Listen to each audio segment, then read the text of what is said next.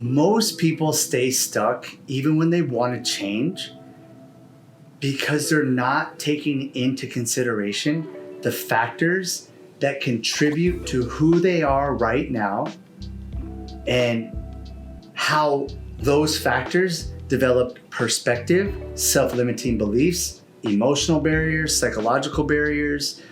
So even when someone's stuck, they're trying to create, oh, here's where I want to go.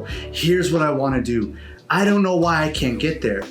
Well, you can't get there because you don't understand the invisible strings that are holding you back or that have molded your idea of what it is you're even trying to get to.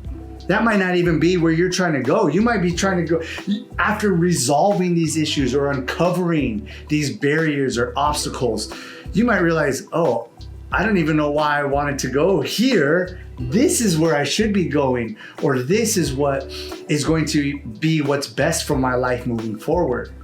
So a lot of times people that are stuck, that want to get unstuck, can't because they haven't taken into consideration the invisible factors that are contributing to where they're at right now and how they affect perspective and the ability to take action moving forward.